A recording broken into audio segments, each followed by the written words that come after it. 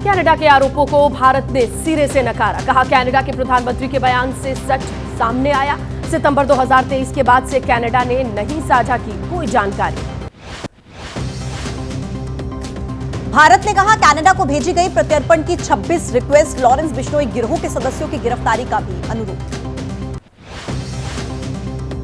विदेश मंत्रालय ने कहा, ऐसा लगता है लगाए जा रहे हैं आरोपों की राजनीति से प्रेरित होने की वजह सामने।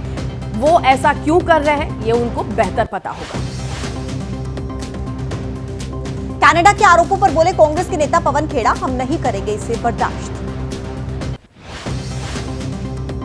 झारखंड विधानसभा चुनाव से पहले चरण के लिए आज अधिसूचना जारी होगी। 25 अक्टूबर तक नामांकन, 13 नवंबर तक 43 सीटों पर डाले जाएंगे वोट। 13 राज्यों की 47 विधानसभा सीटों और 1 लोकसभा सीट पर उपचुनाव। आज जारी होगी अधिसूचना। महाराष्ट्र और झारखंड का विधानसभा चुनाव, सीट बंटवारे पर आज इंडिया गठबंधन कर सकता है ऐलान।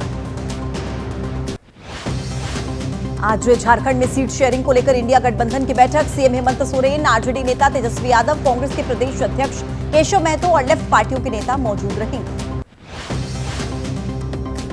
झारखंड विधानसभा चुनाव को लेकर के सियासी सरगर्मी तेज है। आज बीजेपी जारी कर सकती है उम्मीदवारों की पहली लिस्ट। मुंबई में सीट शेयरिंग को लेकर आज फिर से महाविकास आघाड़ी की बैठक। गुरुवार की हुई बैठक में करीब 9 घंटे तक चर्चा हुई। एमवीए की बैठक के बाद महाराष्ट्र कांग्रेस अध्यक्ष नाना पटोले ने कहा कि हर घटक दल के हाईकमान को भेजी जाएगी 25 विवादित सीट की लिस्ट। एनसीपी एसपी नेता अनिल देशमुख ने कहा कि अभी 10% सीटों पर चर्चा होना बाकी है। आज महाविकास आघाड़ी नेता कुछ शिकायतों को लेकर चुनाव आयोग से मुलाकात करेंगे। शिवसेना की भी महाराष्ट्र विधानसभा चुनाव की तैयारी। आज दादर में पार्टी पदाधिकारियों की बैठक होगी। आज से महाराष्ट्र का दौरा करेंगे एसपी प्रमुख अखिलेश यादव। मालेगांव में करेंगे जनसभा। उद्धव ठाकरे ने पार्टी के मौजूदा विधायकों को काम शुरू करने के निर्देश दिए। कहा, सूची घोषित होने की प्रतीक्षा न करें। बीजेपी नेता आशीष सेलार ने साधा निशाना। कहा कि लगता है आदित्य ठाकरे अर्बन नक्सलियों के प्रवक्ता हैं। धारावी को लेकर भ्रम फैला रहे शिवसेना यूबीटी के नेता। महाराष्ट्र के डिप्टी सीएम अजित पवार ने विधानसभा चुनाव में जीत का दावा किया। कहा, हमने अच्छा काम किया, इसीलिए हमें पूरा भरोसा। बीजेपी के नेता सुधीर मुनगंटीवार ने कहा कि हमने जो विकास के काम किए हैं उनके आधार पर महाराष्ट्र में चुनाव लड़ेंगे। बीजेपी के प्रतिनिधिमंडल ने चुनाव आयोग से मुलाकात कर मांग की। यूपी के उपचुनाव में मतदान की तारीख बदले, कार्तिक पूर्णिमा को ध्यान में रखते हुए अपील की। गठबंधन में ही उपचुनाव लड़ेगी एसपी और कांग्रेस। सूत्रों के मुताबिक कांग्रेस ने छोड़ी है 5 सीटों की मांग। गाजियाबाद और खैर सीट से कांग्रेस लड़ेगी। यूपी उपचुनाव के लिए एसपी ने किया एक और प्रत्याशी का ऐलान। मुजफ्फरनगर की मीरपुर सीट से सुंबुल राणा को प्रत्याशी बनाया।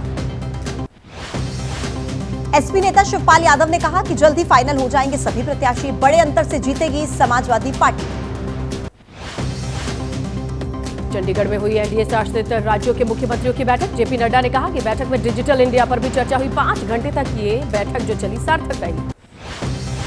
प्रधानमंत्री नरेंद्र मोदी ने एक्स पर पोस्ट करते हुए लिखा, गुड गवर्नेंस और लोगों का जीवन स्तर सुधारने पर चर्चा हुई है। हमारा गठबंधन राष्ट्रीय प्रगति और गरीब पिछड़ों को आगे बढ़ाने के लिए प्रतिबद्ध है। आज दिल्ली में इंडियन चैंबर ऑफ कॉमर्स का प्लेनरी सेशन केंद्रीय गृह मंत्री अमित शाह संबोधित करेंगे। आज हरियाणा सरकार की पहली कैबिनेट बैठक। सुबह 11 बजे सचिवालय में ये मीटिंग होगी। विधानसभा का सत्र बुलाए जाने पर हो सकता है फैसला। मंत्री पद की शपथ लेने के बाद बोले अनिल विज, मैंने कभी नहीं कहा कि मुख्यमंत्री बनना चाहता हूं। जो भी मुझे दायित्व मिलेगा उसे निभाऊंगा। हरियाणा कांग्रेस विधायक दल की आज है बैठक। चुना जाएगा विधायक दल का नेता। पर्यवेक्षक अजय माकन, अशोक गहलोत और प्रताप सिंह बाजवा होंगे शामिल। पंजाब की मंडियों में धान की सही खरीद नहीं मिलने का मामला। आज से चंडीगढ़ में प्रदर्शन करेंगे पंजाब के किसान। आज ट्रेनिंग के लिए फिनलैंड जाएंगे पंजाब के प्राइमरी टीचर्स। रवाना होने से पहले सीएम मान करेंगे उनसे मुलाकात। पद संभालते ही एक्शन में दिखे जम्मू कश्मीर के मुख्यमंत्री उमर अब्दुल्ला। किश्तवाड़ में आग से हुए नुकसान का जायजा लिया। भागलपुर से आज गिरिराज शुरू करेंगे हिंदू स्वाभिमान यात्रा। कहा कि तेजस्वी निकालते हैं मुसलमानों के लिए यात्रा तो कोई दिक्कत नहीं, मैं निकलता हूं तो उनको पेट में दर्द क्यों होता है। गिरिराज सिंह की यात्रा से सहयोगी दल सहज नहीं है। निजी यात्रा बताते हुए पार्टी नेतृत्व ने दूरी बनाई। तेजस्वी यादव का गिरिराज और सीएम नीतीश पर निशाना, कहा कि गिरिराज की कोई उपलब्धि नहीं है। गिरिराज की यात्रा पर मुख्यमंत्री भी चुप्पी साधे हुए। बिहार में जहरीली शराब पीने से मरने वालों की संख्या बढ़ी। सीवान में सबसे ज्यादा मौत मिली। गोपालगंज में भी शराब पीने से हुई मौत।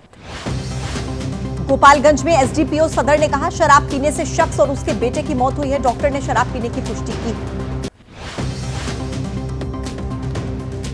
जहरीली शराब से मौत को तेजस्वी ने बताया राज्य प्रायोजित हत्या। पता नहीं मुख्यमंत्री नीतीश कुमार होश में है या नहीं। अगर होश में है तो संवेदना प्रकट करें। तेजस्वी यादव ने कहा, शराब माफिया के कंट्रोल में है एक्साइज विभाग, पुलिस और सरकार। सिर्फ कागज पर है शराबबंदी। बिहार के हर गांव में शराब बिकती है। जन स्वराज पार्टी के नेता प्रशांत किशोर ने कहा कि बिहार में कभी लागू नहीं होगी शराबबंदी। बिहार का कोई जिला नहीं जहां जहरीली शराब से लोगों की मौत न हुई। कांग्रेस के नेता तारिक अनवर ने दावा किया, नीतीश की शराबबंदी की नीति पूरी तरह से फेल। आज भी हो रही है शराब की होम डिलीवरी। गरीब पी रहे हैं जहरीली शराब। जहरीली शराब से मौत पर बोले केंद्रीय मंत्री जीतन राम मांझी। बिहार सरकार तत्परता से काम कर रही है। बिहार ही नहीं अन्य जगहों से भी आती हैं ऐसी खबरें। गोपालगंज में शराब माफिया पर कार्रवाई। गांव में उत्पाद टीम और पुलिस का सर्च ऑपरेशन। अवैध शराब की तलाश में छापेमारी। मोतिहारी में शराब माफिया पर कार्रवाई। पूरे जिले में पुलिस की छापेमारी। ड्रोन कैमरे के जरिए चलाया जा रहा है सर्च ऑपरेशन।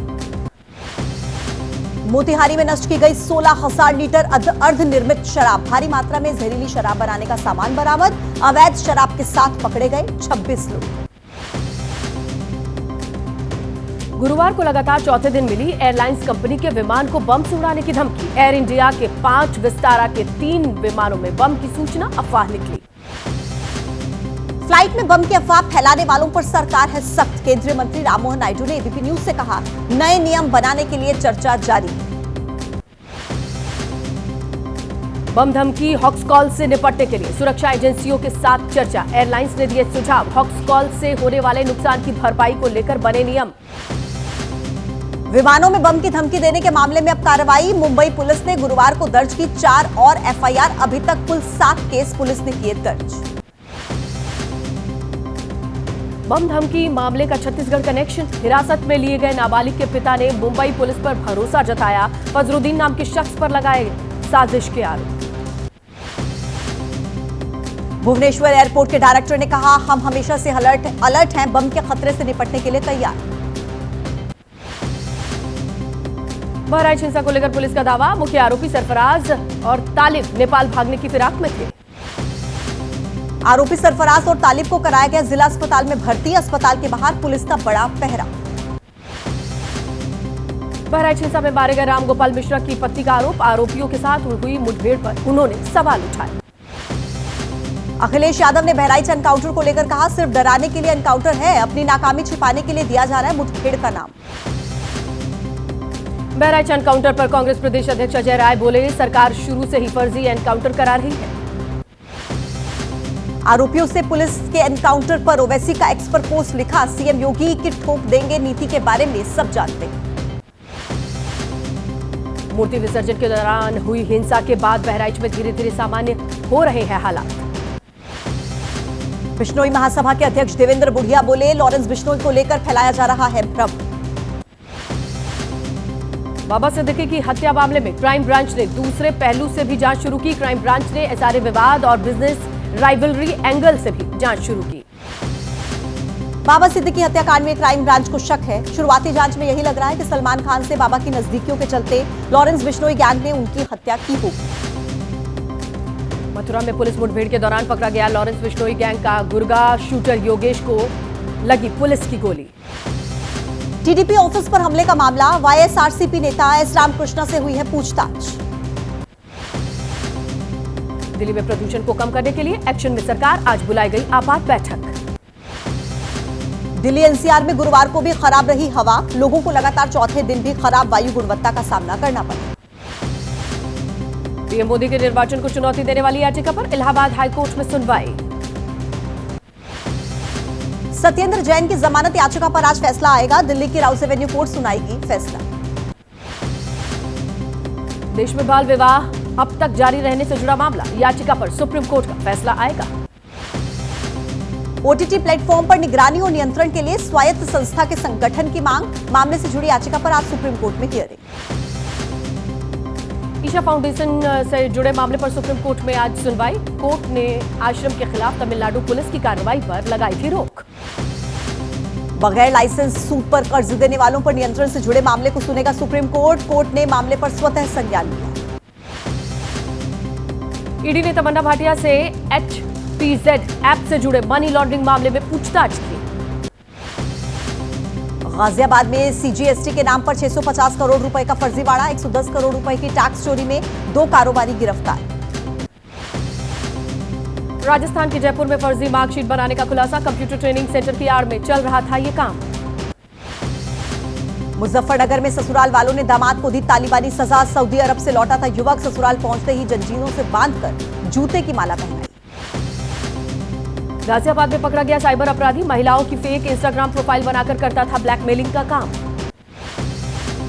यूपी के बलिया में पकड़े गए अवैध पटाखे, एसओजी और पुलिस की संयुक्त कार्रवाई, करीब 10 लाख रुपए बताई जा रही है जब्त पटाखों की कीमत। छत्तीसगढ़ के सरगुजा में पेड़ों की कटाई को लेकर विवाद हो गया। कोल ब्लॉक के लिए हो रही है पेड़ों की कटाई। पेड़ काटने का विरोध कर रहे ग्रामीणों और पुलिस के बीच खूनी संघर्ष, टीआई, एसआई सहित 6 पुलिसकर्मी जख्मी। अमेठी में कपड़े की दुकान में भीषण आग, फायर ब्रिगेड ने मौके पर पहुंचकर आग पर काबू पाया। लुधियाना में जैकेट फैक्ट्री में भीषण आग लगी, फैक्ट्री में आग लगने के कारण लाखों का माल जलकर राख। हरिद्वार में रिहायशी इलाके में पहुंचा हाथियों का झुंड, रात भर गलियों में घूमते दिखे गजराज। मुजफ्फरनगर में हिंदू संगठनों का विरोध, करवा चौथ पर मुस्लिम युवकों से मेहंदी न लगवाने की अपील की। कहा, अगर मुस्लिम युवक महिलाओं को मेहंदी लगता मिला तो सिखाएंगे उसे सबक। त्योहार करीब आते ही दिल्ली के बाजारों में नजर आने लगी है रौनक। चांदनी चौक समेत राजधानी समेत दूसरे बाजारों में खरीदारी के लिए जुटे लोग। दिल्ली के सदर बाजार में भी नजर आ रही है चहल पहल। त्योहारों का सीजन आते ही बाजारों में बड़ी भीड़। महिला T20 विश्व कप के फाइनल में पहुंचा साउथ अफ्रीका। साउथ अफ्रीका ने 6 बार की चैंपियन ऑस्ट्रेलिया को 8 विकेट से हराया। रविवार को होगा महिला T20 विश्व कप का फाइनल। दक्षिण अफ्रीका का सामना न्यूजीलैंड और वेस्टइंडीज के बीच होने वाले दूसरे सेमीफाइनल की विजेता टीम से होगा। महिला T20 विश्व कप का दूसरा सेमीफाइनल आज वेस्टइंडीज न्यूजीलैंड के बीच शाम 7:30 बजे खेला जाएगा।